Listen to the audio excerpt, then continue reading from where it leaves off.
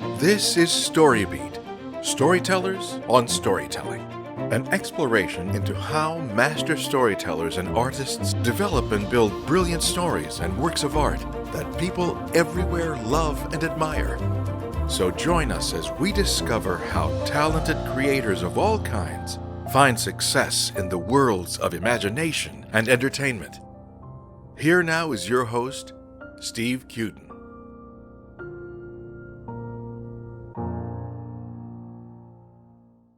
Thanks for joining us on StoryBeat. We're coming to you from the Center for Media Innovation on the campus of Point Park University in the heart of downtown Pittsburgh, Pennsylvania. If you like this podcast, please take a moment to give us a rating or review on whatever app or platform you're listening to. Your support helps us bring more great StoryBeat episodes to you. My guest today, Marv Wolfman, is one of the most influential storytellers on planet Earth and on infinite Earths beyond. Marv is best known as a legendary writer, editor, and creator of hundreds of comic books that the world has loved for more than 40 years. Marv has created more characters that have gone on to television, animation, movies, video games, and toys than any other comics creator except Stan Lee. Marv has at one time or another been editor-in-chief at Marvel, senior editor at DC, and editor at Disney Adventures. He's the writer-creator of Blade the Vampire Hunter, Bullseye, Black Cat, Nova Corp, and many others. At DC, Marv co-created the new Teen Titans, Deathstroke, Vigilante, and dozens more.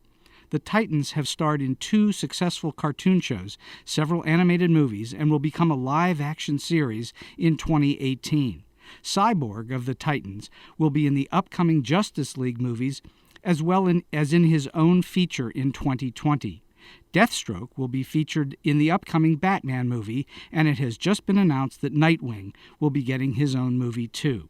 Marv also writes animation and video games. His script for Epic Mickey 2 for Disney was nominated for a Writers Guild Award. His nonfiction history book, Homeland, The Illustrated History of the State of Israel, won the National Jewish Book Award. His novel, Superman Returns, won the Scribe Award for Best Novelization, and his book, Arkham Knight, also received a Scribe nomination. In 2011, Marv was inducted into the Eisner Hall of Fame, and in 2017, he was awarded a Lifetime Achievement from the prestigious charity The Hero Initiative. Well, it is truly a great pleasure for me to have my dear friend Marv Wolfman on StoryBeat today. Marv, welcome. Thank you. That sounded so impressive. Even I'm impressed, and I know me. It's a pleasure to know you and both of you. So, Marv, at what point in your life did you recognize and discover that you had talent for writing, especially writing superhero stories? I think it was 3 weeks ago when I got that award. I always say that I'm incredibly lucky because that I was able to make a go of this because I can't do anything else. This is about the only thing I'm capable of doing, so thank God that it worked out. And thank God you're brilliant at that, huh? It was nice. It's been nice. I'm doing essentially what I did as a 5-year-old, coming up with stories, coming up with weird ideas, as we all do, and I just kept pursuing it, and I'm actually doing what I always loved to do as a kid. Well, only now I'm getting paid. Do you still feel like you're a kid when you're working on this stuff? Oh, of course. You do. I don't think any of us think we're the age we are. Once you hit a certain point, your brain is wherever it is, and I'm coming up with stories about monsters and heroes and stuff of that sort. And it's not serious stuff about conditions in the world. We try to do some of that. We try to make characters real so they have resonance to people out there.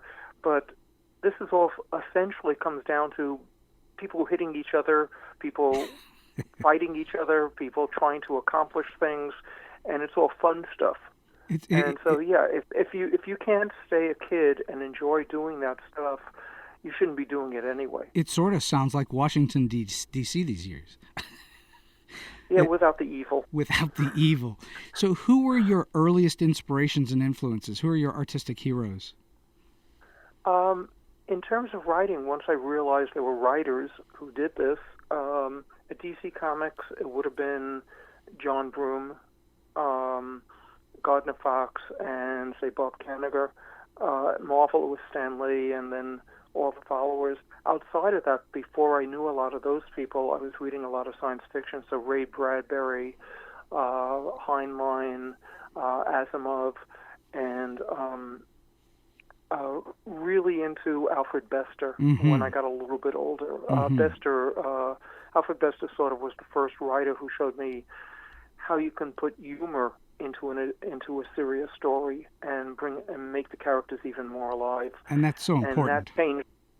That is so absolutely important, because no matter how dark something is, there's always moments of fun. There's always moments of lightness. There's always moments where you want the characters to breathe, which makes the other part of the story, the dramatic part of the story, resonate even more. Yeah, otherwise it just gets to be dull and almost like a dirge. Yeah, and that's the last thing that a genre writer, I'm a genre writer, wants. We want a story that is ultimately uplifting, no matter how dark it may get or sad it may be, but there's a reason that you want to follow that. Sure. So where did you get your training? How did you learn to do, A, write, and B, write comics in particular? Well, I never intended to be a writer. I intended to be an artist, but I wrote the stories. And I went to the High School of Art and Design in New York, and I majored in art at Queens College and got a degree to teach art, which I did in junior high school. But during the entire time I was doing that, I was actually writing professionally. I was selling comic book scripts from the point I was an older teenager on. That young? Yeah. Wow. Yeah. But I had been doing fanzines before that. And from the point I was like 14, I guess, I was writing fanzines, creating fanzines, publishing them, writing the stories and drawing them. And what happened was, over a period of time, I would get letters from the people who were buying the fanzines, and they really liked my stories, and they really didn't care that much about my art. and I found that in writing, I could make my words do what I wanted them to do. Whereas in art, I could visualize the images, but I couldn't get them on paper. And it occurred to me that maybe I should do what I'm actually good at. And the thing that I enjoy doing, which was writing the stories, the artwork came secondary in many ways for me. And then later, it was a matter of using that art training, using all those years of taking art school to learn how to write better scripts, because I could see things visually, and as a comic book writer or TV or any of those are all visual mediums. So my art background actually helped, because I could visualize exactly what I was going to see on the page or in the script or on the screen. And that allowed me to, I think, be a better writer, because I could see it. It wasn't all going to be words telling the story. Very often it could be expressions. It could be the way a scene is set up, the way a scene is lighted, the way in a comic book you break it down. Instead of, if you want to slow time down, you add more panels and you get the reader to spend more time on the page. All of that was made possible because I understood the art side, even if I couldn't do it. So let's talk about visualization for a moment, because you bring up such a great and important topic, and that is the ability for a writer, especially someone who works in a visual medium like screenwriting or animation or comics, that you need to be able to see the scenes unfold in your head more than just hear the scenes. Don't you believe? Yeah. Yeah, no, you have to, because the worst thing in the world would be coming up with a story that is visually uninteresting. Two people just talking. And that could be so stiff if it's shown the wrong way. There are ways to bring it to life. So what you want to do is figure out what has to be done in words, what can be done in looks, expressions. a good actor is able to take a scene and give it so much life just from expressions, how they react to the other people. Whereas, and that makes the scene a lot more interesting. You can actually cut out an awful lot of dialogue that can be shown in just a moment where an eyebrow rises. Mm-hmm. And yeah, it's very important. It's really important to me to figure out how to tell a story visually. That means the dialogue can then be, where you use it, can be character-driven rather than exposition. Mm-hmm. You know, one of the principles that we teach repetitively is the notion of show, don't tell, and I'm talking about in screenwriting. But it not only applies in comics; it's even bigger in comics because you can go for many panels and have very few words, and everybody understands what's going on. Yeah. Show, don't tell is the primary lesson that every writer should learn. Mm-hmm. They very often, an amateur writer or beginning writer will be so caught up in their language and how pretty a sentence sounds that they forget that they're boring the people, that it's unnecessary to tell the story that way. That's the problem. What you want to do is involve the reader or the watcher, and if all you're doing is bogging them down in dialogue that they'll realize that doesn't add to the finished product outside of being pretty, I've lost my train of thought. I'm sorry. It's you're essentially alluding to you cannot be boring in any way, shape, or form, and if you just write talking heads or just dialogue, it can get very boring very fast unless you have the facility of, say, an Edward Albee or someone like that. But Edward Albee wasn't a comic books writer, and so it's a whole different thing the way that you have to think. Well, what we do in comics and animation and even TV is we have to write to the moment. That is, the first lesson I learned when I became an animation writer, which I didn't have to worry about when I was just doing comics, is how long does a scene take? Mm-hmm. For instance, if I'm having a character walk across a room and talking at the same time, if you think about that and the character, you think about how long it would take, and it would take, say, 14 seconds to walk across the room because you can try it. You can figure out the space yourself. You can't really have a lot more dialogue.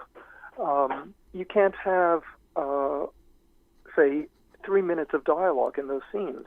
First of all, animation won't allow it. In comic books, you can't fit it in. If you try to write that much copy in a 5-panel page, you would realize that you'd have 12 pages of just dialogue lines and no drawings at all. Right. So you have to learn how to do everything with the most economy as possible.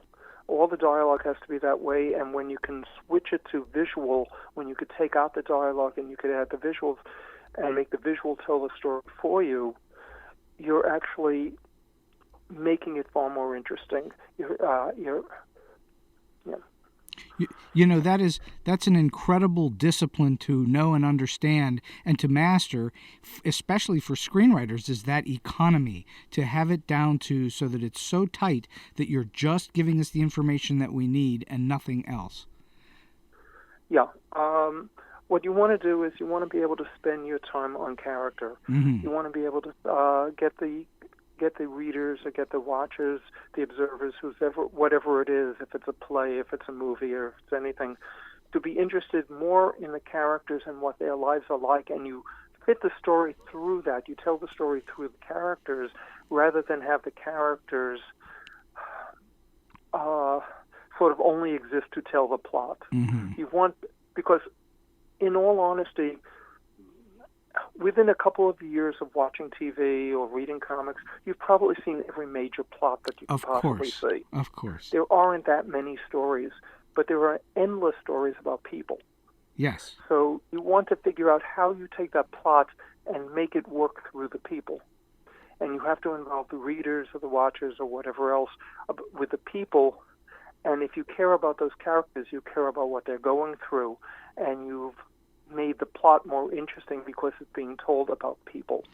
Nobody cares about a chair. Right. A story about a chair. They care about the person who builds the chair, the person who sells the chair, the person who's going to sit in the chair, but not the chair. So it has to be about the people. And it's interesting that you couch it that way, that you say it's about the people, and yet you have worked with virtually every kind of monster, creature, alien, etc., that's known to man, and also inanimate objects like robots and so on that come to life. And you have to infuse them with human characteristics, correct? You make it all about emotion. Everything is about emotion. Mm-hmm. It's not about exposition. So if you're going to have a robot, you may not give a lot of character to the robot itself. It depends upon what you're trying to tell and what you're saying, but you're going to have the reaction of people to the robot, how it affects their lives, how it affects whatever is going on. It always has to come down to the people. And yeah, you do a lot of taking inanimate objects and giving life to it. Ray Bradbury did a wonderful story called There Will Come Soft Rains, that's all about a house in the future that's sort of disintegrating. But the way he was able to do that was to almost anthropomorphize the house. Mm-hmm. He turned the house into a living character because, again, nobody cares about a brick wall. Well, they do care.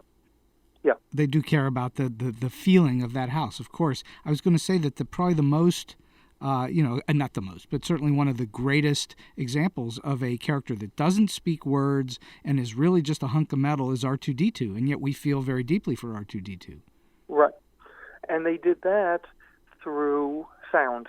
Yes, and movement. His beeps were emotional. Yes, you're correct. And that is what they were selling. They were selling the emotion of it. So I'm wondering, you've written stories featuring, I would imagine just about every famous or well-known superhero that's ever been written. Are there any that you haven't written for that you would like to? In the superhero side, I've written pretty much everything in one form or another of the characters that I loved. Oddly enough, I would have loved to have done, say, a Popeye story. I've done almost everything I ever loved as a kid. About a couple years back, I did a Daffy Duck story. I really wanted to do a Daffy Duck story. Mm-hmm. The stuff that I don't get a chance to do, and Popeye and maybe Bugs Bunny are the only two remaining characters that I really love to do one story about. And in all those characters, is there one that you have that if somebody said you could only write one character for the rest of your life, do you have a favorite character like that you just love to write? Oh God, of the characters I didn't create, probably Superman. Yeah, because he's more of a representation of any type of story that I want to do. In one single character, because he can do so much. Mm-hmm. Everyone thinks of that as a limitation, but I think of that as the possibility of endless storylines. Oh, I agree. If you want to do a space story, if you want to do a down-to-earth story, if you want to do so many different types of stories, Superman can actually fit in. Most of the other characters are limited in some way or another. When I put together the characters for the Teen Titans, I actually replicated Superman in 5 different characters. So I had a horror character like Raven, so I could do horror stories. So I had a space character like Starfire, so I could do those type of stories. I had a detective character in Nightwing to do that, or the tech character in Cyborg. And Superman could do all of those.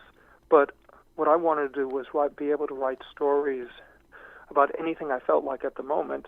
So I created an entrance way into those stories by coming up with the characters that will allow me to go in that direction. Was that completely intentional on your part? Did you know you were doing it as you were doing that? You were writing Superman in 5 different characters? Yeah. No, I knew it.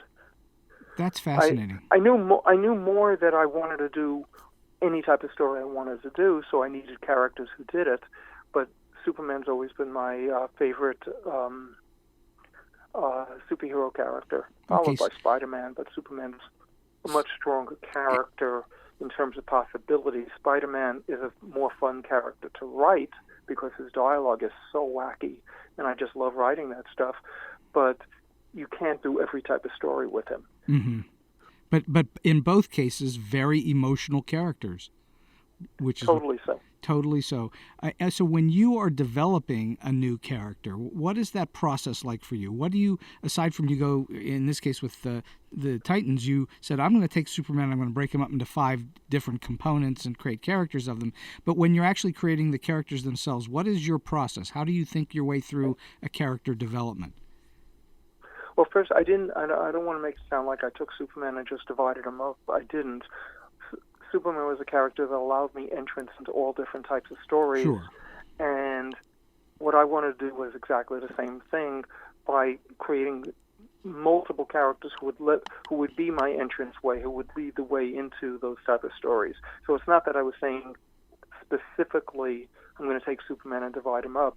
I was using the same philosophy. Got it. In a sense that I had with them. Sure, and I didn't mean to imply that you had like ripped it off or something. You were inspired by it. Oh no, I didn't think that.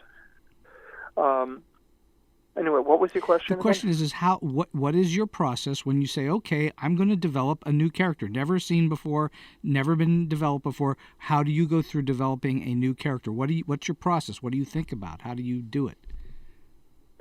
Well, first, I want to have a need to create a character. There are a million characters out there. Is there a character who can solve the problems that I want to solve, mm-hmm. or should I just use a character that already exists?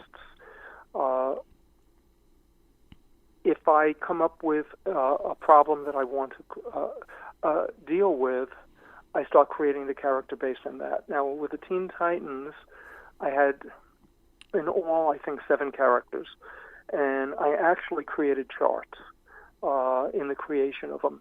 I created what I call triangles for the guys and for the women characters.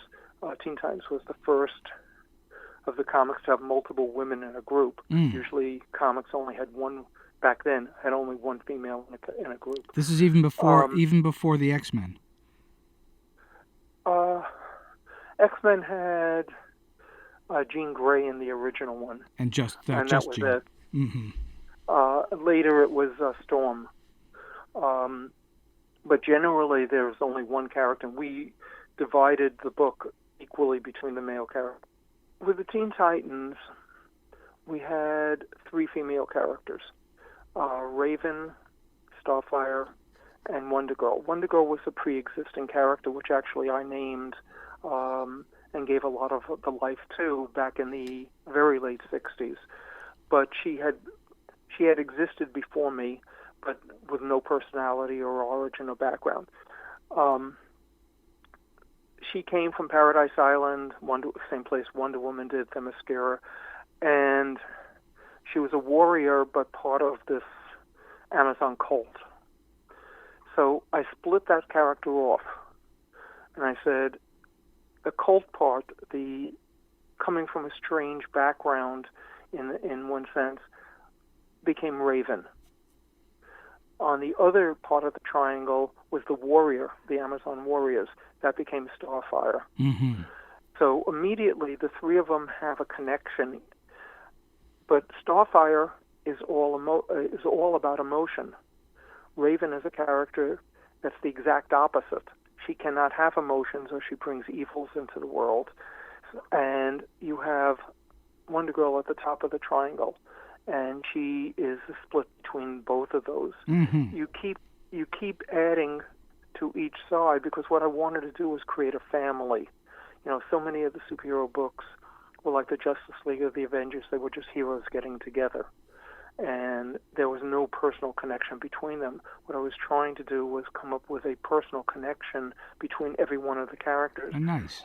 Not only points of similarity, but points of differences, because you want the tensions always to be between all the characters. So you keep piling up, you keep coming up with who is Raven and how is she the opposite of Starfire, or the opposite of Wonder Girl, and the same with Starfire and the same with Wonder Girl. And what you slowly start developing is the similarities and the differences. Then I created a chart, and I actually had this all in writing. It was actually done where all the characters' names were across the top and across the side, to the left of the document. So you'd have Starfire, Raven, Nightwing, Cyborg, et cetera, across the top, and you have them down the side as well. So you go from the first one down the side, and it's Starfire, and the first name is Starfire across the top. I don't know if this is visually coming through to you or not. You're doing a matrix. You're making a matrix of characters. Correct. So the first one would be, what does Starfire think of Starfire? What does she think of herself? Right. Then the next one is, what does Starfire think of Raven? Then what does Starfire think of Wonder Girl? And what does Starfire think of Nightwing? Et cetera, et cetera. Then you go to the next one.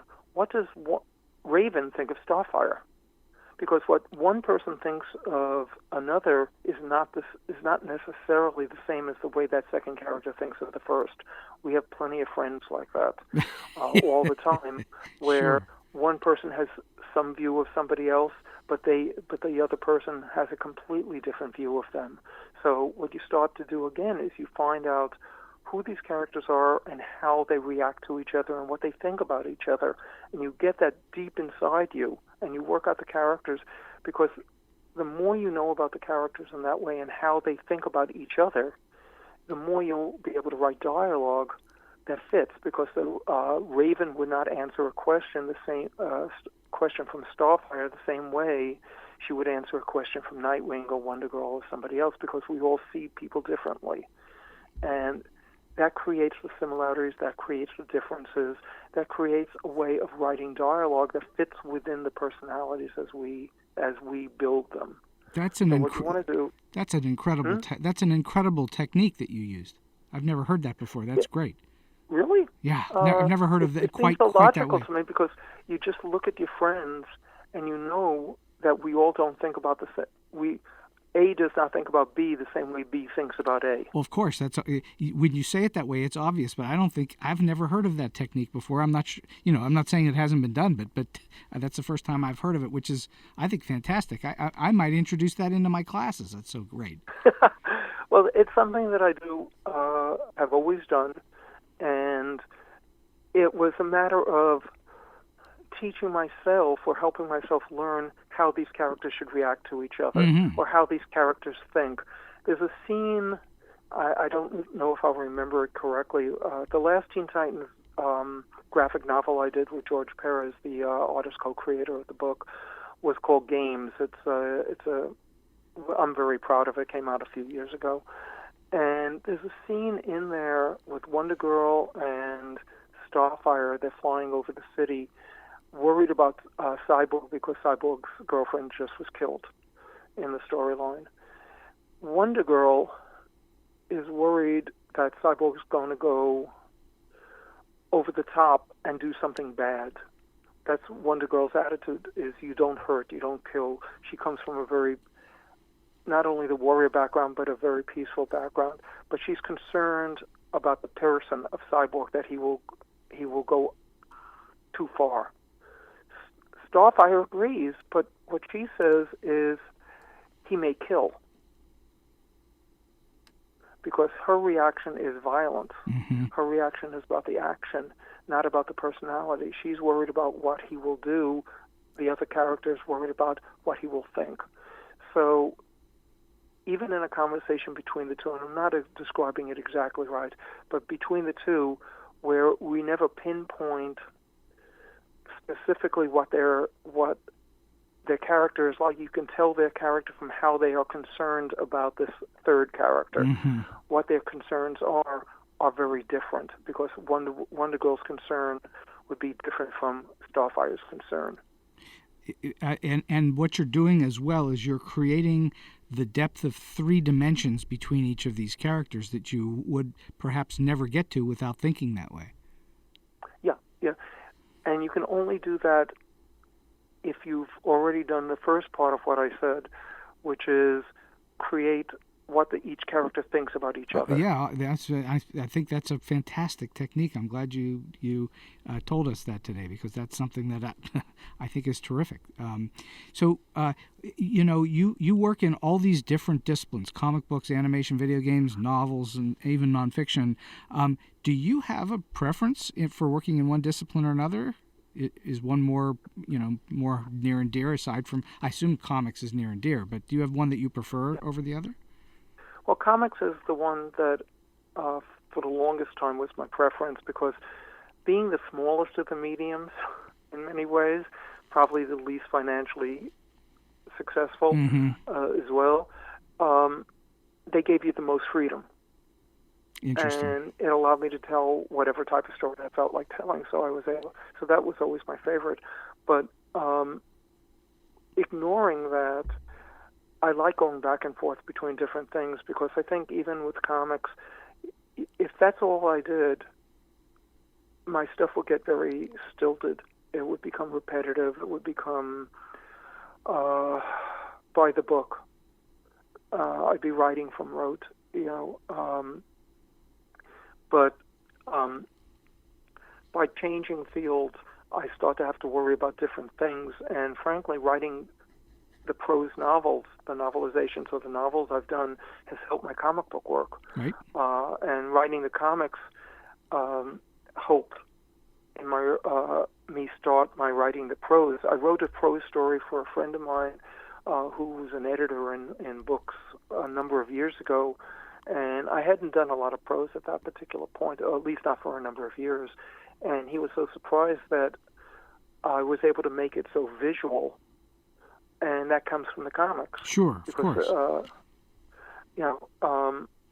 Because I think visually, and he said a lot of writers don't, and it becomes just exposition, a lot of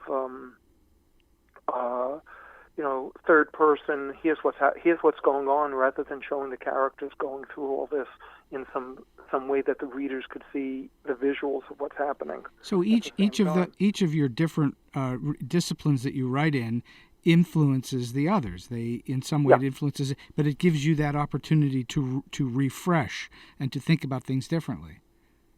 Exactly. It's really about keeping yourself fresh, keeping yourself interested, and creating problems for you. Creating problems. I say that because, you want to create. You don't want to be content as a writer. Otherwise, you're just going to write the same thing.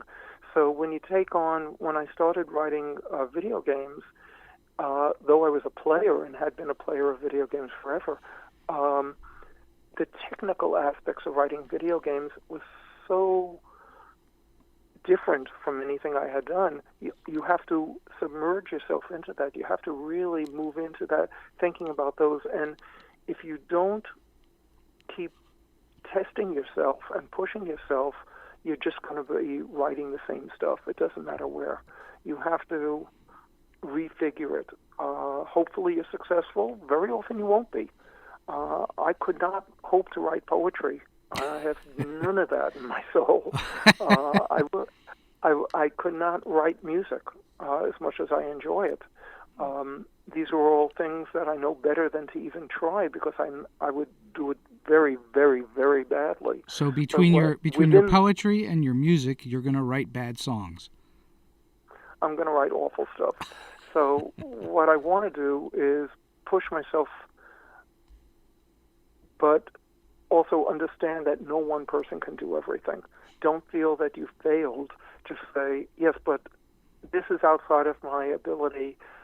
I'll throw it in when I need to, or try when I need to, but you want to keep pushing yourself in other ways. Don't hit your head against the wall.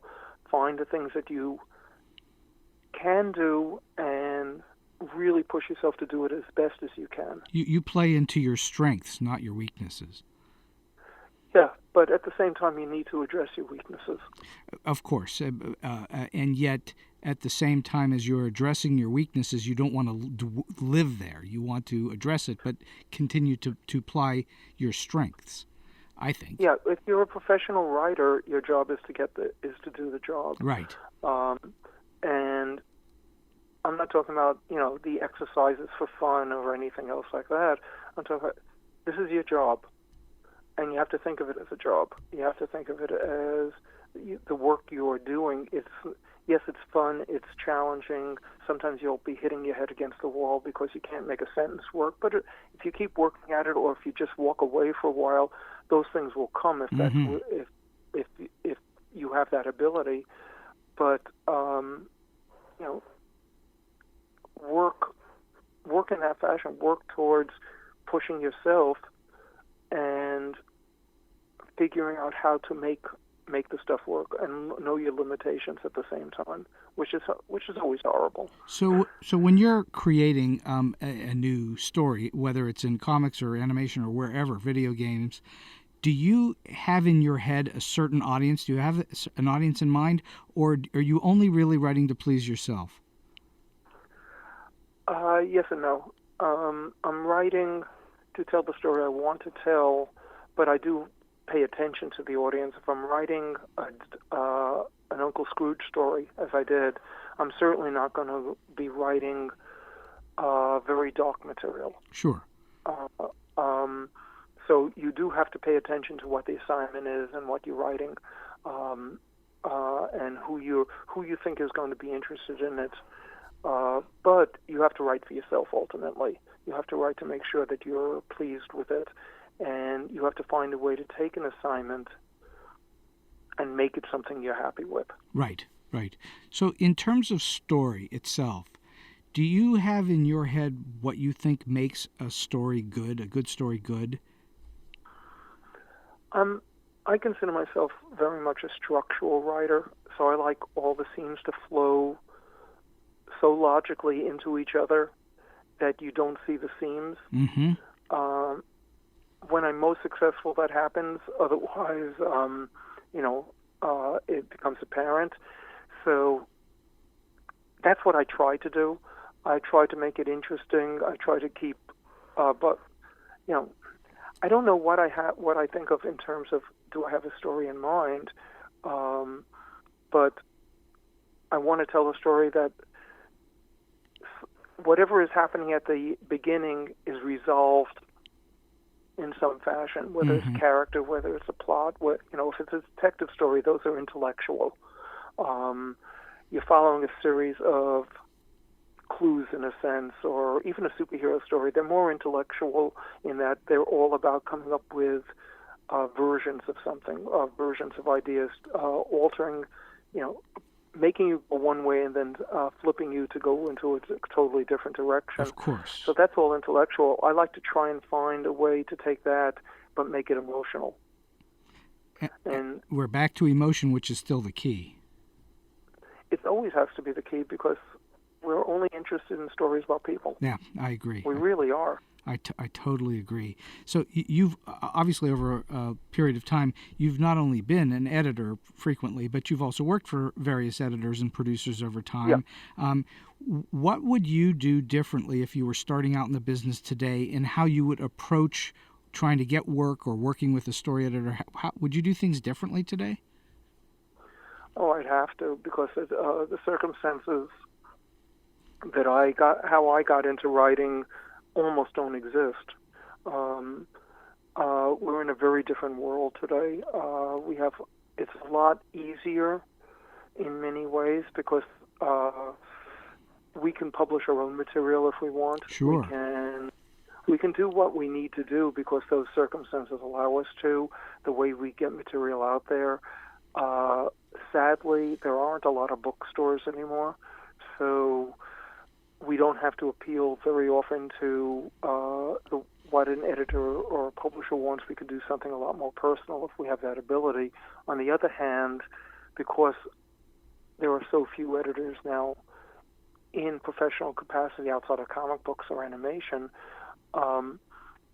we don't get, we're not taught. We have the older writers aren't in positions to teach. The editors very often aren't hired for that sort of ability, to have that sort of ability to teach the writers what to do. Interesting. You almost have to be an A-level person to break in today. So the fact that going through the publishing route is much harder because there's so few possibilities. On the other hand, if we can find people to edit our stuff and work with us and point out the problems that exist in our work, we have far more places that we can publish it on our own. Were you mentored as an incoming writer in the beginning, and did you then become a mentor to others? I was not in the very beginning, but slowly I picked up the lessons as if an editor like a Julie Schwartz or a Joe Orlando or somebody at DC or Roy Thomas at Marvel would say something's wrong, you slowly pick it up. And I would have always liked to have had it. I think I could have shaved 5 years off of the learning period if I had somebody out there and teaching me what to do or saying, no, this doesn't work. The best criticism I ever had was very early on when I wasn't getting a lot of work, and one of the other writers said to me, the problem is you're not writing good characters. Your characters aren't real. And at first I was angry, wanted to blow him up. And then I went, well, I'm not getting as much work as he is. Maybe there's something in there. Maybe there's something true. And I spent about a year while I was an art teacher trying to figure out what it was that would teach me how to write character. And I really spent a year analyzing material. But if I hadn't gotten that criticism, I wouldn't have known to concentrate on that. And that allowed me to become a lot better. You did something that was very important, Marv, and that is you took the criticism, and though it ticked you off to no end, you took it seriously, thought about it, and acted on it, which I think is really good. Yeah, it's you have to be able to separate yourself from the work. And if you take everything personally, you'll never grow. And that, to me, is the one lesson that I would teach or talk to anybody about. Take criticism, think about it, analyze if it actually will help your story. Sometimes people will criticize based on what they would do rather than what's good for your story. So you have to really temper what you hear with what you believe, but never make it about yourself. It's only about the work. And if you think it's about yourself, you're wrong. Unless they say you have a funny-shaped head, and then you have another problem on your hand. Well, of course, then you just blow them up. and on paper, that's really easy to do. Yeah, very, very easy. A little bit harder in real life, but these days, maybe not that hard. So when you're working, I'm sure it varies every time, but do you generally have a fairly general number of drafts that you go through before you call it a first draft to hand to somebody? I don't have any specific numbers. So much of what I do is on deadline. 99% of what I do is on deadline. So you only have as much time as you have. And that's another thing that a professional has to think about. Mm-hmm. You are servicing a client, and if they actually need it tomorrow, you have to have it in tomorrow. And if that means you're not doing that one further draft that will make it better, well, sometimes you can't. You try, you plead with them, you say, look, I just need one more day. But if it's not there, you have to make sure what is there is the best you can do under those circumstances. If you were writing it's not an excuse. If you were writing on spec, how many drafts? Let's say you were writing a feature-length movie, which I know you don't do all the time. But if you were writing something that long, do you have an idea in your head about? You wouldn't say to yourself, "Oh, I've written my rough draft and it's done." You would go through it a number of times, correct? Oh yeah, and the more times you go through it, the more you'll find how you can cut dialogue, how you can cut action, how you can combine scenes so they are a lot stronger. I did an animated movie script spec. I've never sold it. But my first draft was about 125 pages, which of course is ridiculous. It's way long. And I got comments and everything, and I kept rewriting it. And I think my current draft on it is under 100, in the 90s someplace. And I added about a third more material. But I found ways to take what was there and combine them so that each line may have had more than one purpose,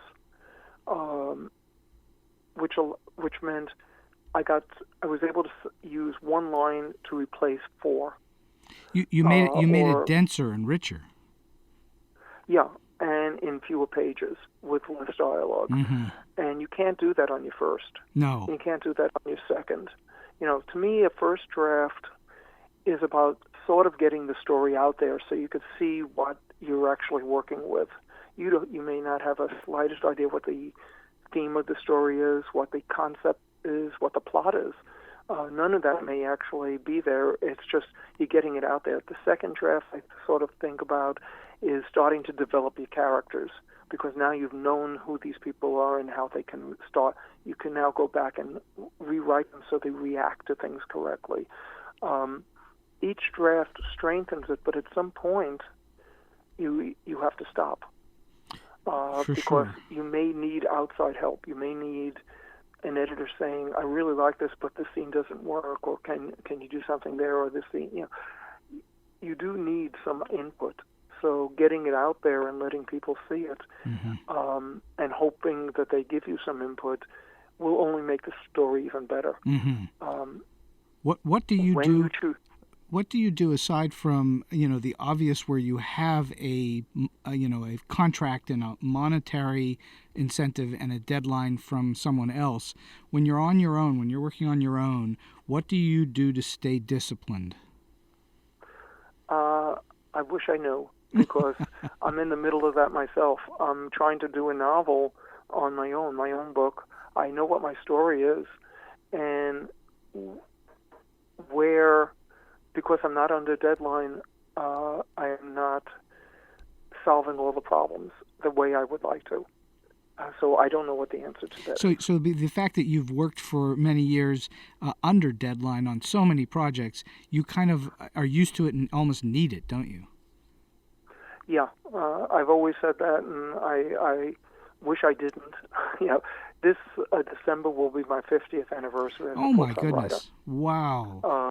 50 years. Yeah, I started in December of 1967. Wow. So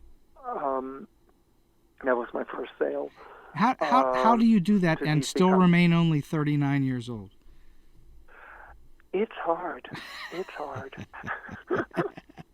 So what inspires you now? What things are out there in the world that inspire you, that turn you on? So much right now, because TV has fractured in such a great way. It used to be there were 3 channels. Now there's 3,000.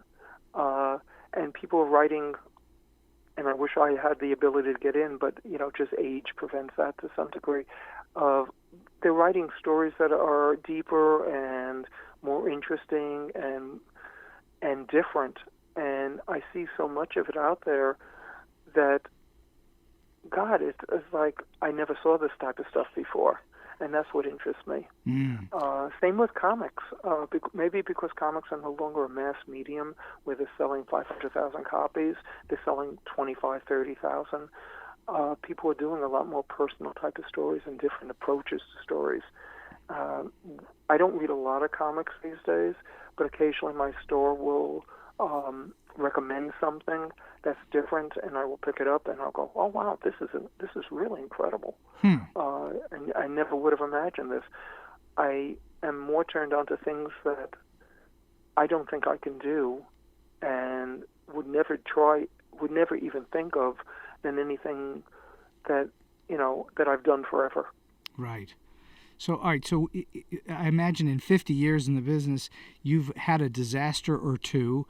Can you describe what the biggest, or at least a big disaster you found yourself in, and how you worked your way out of it, how you recovered from it? Disaster. Something where you were working on a project and things just were not coming together. How did you solve the problem? I can think that comes about almost all the time when you're working up a story, and because you have certain thoughts in your head about the way it should go, and you, without even realizing, you stubbornly stick to the original thing that got you interested in the story. Even if the characters no longer will do that, the characters won't react the way you want them to react. Mm-hmm. Because if you know the characters well, if you've gone through all the things of writing those charts and creating how the character will respond to people and how the characters will talk to people, and you know exactly what they're going to say, when you do something wrong for the sake of plot, the character will not let you do it. It sounds ridiculous because they're fake, they're not real, but they are, because you've created a character to be as real as you can make it. So these characters stop you from doing certain things in the story, and I find that when at some point it will suddenly strike me that the reason the character will not let me do it is it's completely wrong for the character. Now I should figure that after all these years I should just go to that point immediately, but for some reason you don't. And 9 times out of 10, I find that you have to do exactly the opposite, 180 degrees from what you expected to do. A good example is we had a story called The Judas Contract in the Teen Titans, which had to do with a character named Deathstroke having this 15-year-old girl who was totally insane, and the Changeling character, Gar Logan, Beast Boy, in the Teen Titans cartoon show, really cares for her, and she turns out to be insane, and she dies, and all this sort of stuff. And Beast Boy blames Deathstroke for her death. And I absolutely planned to have, after the story was done, and we were going to wait a couple of issues, Beast Boy to be festering, and then finds Deathstroke, and I wanted to have a massive knockdown, drag-out fight. I just wanted the most vicious fight I could possibly come up with and let this character just go totally insane on Deathstroke and get all of his frustrations and angers and everything out. And that was exactly the story I had planned for like 5 issues. And it was going to be in this issue, the next issue. And I could not make it work. I cannot do it. And after a week, normally it takes me less than a week, a couple of days to come up with a plot. And I was on this plot for weeks and weeks trying to come up and make it work. And I just couldn't do it. And it suddenly struck me that the reason is because that's not what the Changeling character needed. It's what he wanted. He wanted to beat up Deathstroke. He wanted to tear him apart for what happened to the Terror character. But that's not what he needed. He needed to understand that she was crazy, that she actually led everything. He needed to find out a lot more about it. And suddenly I realized they couldn't be a fight in the book. And the last 5 pages of that story are Changeling and Deathstroke at a diner talking. Exactly the opposite of what we were talking about earlier, just a talking scene. But because it was built under the frustration of the characters, it became more than just talking. And they were able to talk out what the situation was and approach it in a completely different way. And once I came up with that, it took me a day to write the entire story. Wow. Because that's what the character needed as opposed to wanted. And when you can understand the difference between the characters by understanding the characters, at some point you may find yourself realizing a plot point doesn't work because you've built in a character that won't go in that direction that you want them to. You have to let the characters lead you. And I wasn't doing that. I had a story I wanted to tell, and the characters weren't leading me. What the character needed was to get his frustrations out in a completely different fashion. You had arrived at and that worked. You had arrived at that magic place that I think all writers love, where the characters were actually talking to you. You weren't trying to create them; they were creating their own world in your head. Yeah, and that's what I was saying. We create the characters, and we have to have them lead you. They have to have them take you where they want, but you have to know the character well enough that even if you don't understand it, they will stop you from doing the wrong thing. So you have to trust that you've created the characters, and then you have to trust yourself, but you can't get to that instantly. It takes you a lot of head banging before you can get there. Of course. I think that's right. I think that the more that it just doesn't, I mean, every once in a while something happens, but that's not the norm. The norm is that it takes time of you actually getting your hands dirty with the stuff before it just starts to become, it's like anything else. It's like, if you're going to get good as an athlete or a musician or whatever, you're not great the first time you do it. And it's the same thing with characters. They're not going to just leap out of your head. They're actually you have to live with them for a while. Yeah. You have to make them real. And it's some people can do it, I'm sure. I can't make them real instantly. Only two characters in my history ever created themselves instantly, where I knew everything about the character and they didn't vary. Deathstroke was one and Blade was another. All the other characters were slowly and methodically putting them together. So you've obviously worked with met tons of people in the entertainment industry. And I'm wondering, do you have perhaps one good oddball story or quirky or weird or funny story that has happened along the way that you could share with the listeners? Yeah.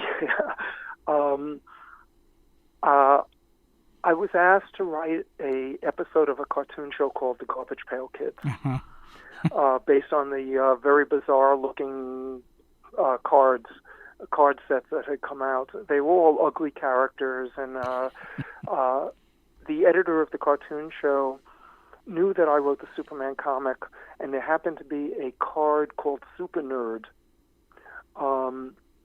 And he wanted me to write the story about Super Nerd as a parody of Superman. And I got that job because I had been writing Superman for ages. So they thought it would be funny to have me do that. And I did it, and it was a perfect parody of Superman because I knew the character inside and out. And it was funny, and it was all those things. The show never came out because church groups, so horrified by the cards, boycotted the show, and CBS relented and never showed it. You can find it on the DVD, but it never aired. Wow.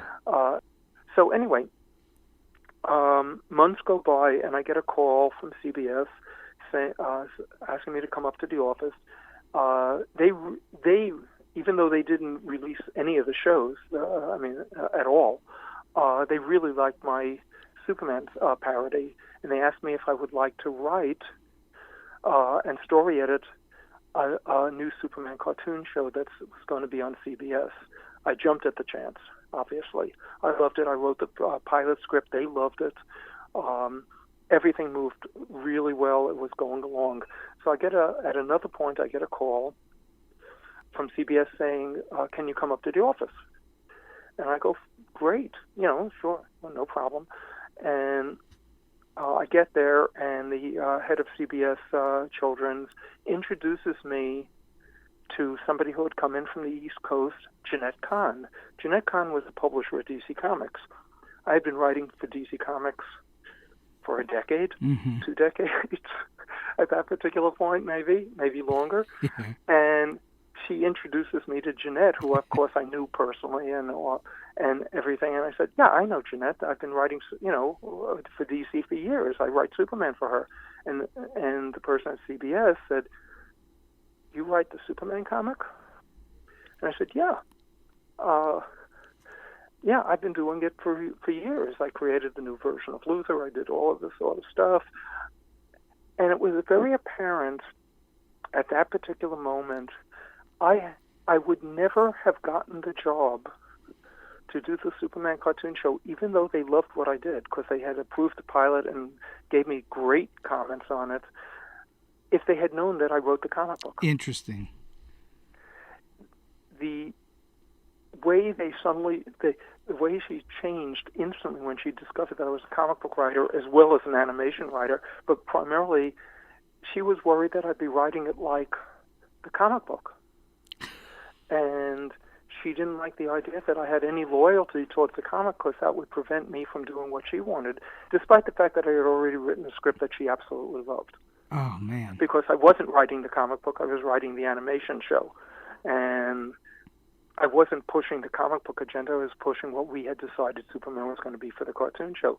But I would never have been hired had she known, and I just never mentioned it because I assumed that's why they brought me in.